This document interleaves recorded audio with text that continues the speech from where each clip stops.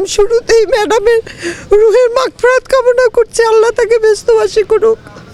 তার সাথে আমার জীবনের পথ চলা, দীর্ঘ সময়ের পথ চলা। আমি যখন প্রথম এমপি হয়েছি ৯৯ সনে, তখন আমার বয়স মাত্র ২৯ বছর, ২৮ থেকে ২৯ বছর। সবাই বলছে সংসদের সর্বকনিষ্ঠ এমপি। সেই থেকে ৯৬, আমি ২০০১-এও এমপি ছিলাম। আর উনি যখন প্রধানমন্ত্রী, আমি ওনার সাথে অনেক সফর করেছি, রাষ্ট্রীয় সফরও ওনার সাথে আমি করেছি, টার্কি গিয়েছি। উনি আমাকে অত্যন্ত আদর করতো, আমাকে এত আদর করতো। আমার দলের অনেকেই মাঝে মধ্যে বলতো কি ওনার সাথে জাদু আছে, সিনিয়ররা লাইন ধরে দাঁড়ায় থাকে, কোথাও যাবে ওনার সাথে, মাঝখান থেকে আমাকে পিক করতো, আমাকে নিয়ে যেত।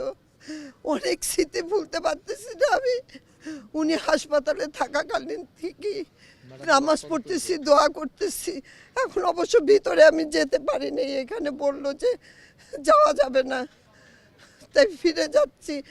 যে দেখি জানাজায় যাব, দোয়া করি, তার রুহের মাগফিরাত কামনা করি। আমি ফরিদপুর ৩ আসন থেকে এমপি ছিলাম, সংরক্ষিত আসনে। আমার নাম ইয়াসমিনা হক। না, আমার হাজব্যান্ড আলহাজ জহুরুল হক শাহজাদা মিয়া, উনিও খালেদা জিয়ার উপদেষ্টা। আমার জীবনে এটা প্রথম ঘটলো যে আমি যাইতে পারলাম না ম্যাডামের বাসায়।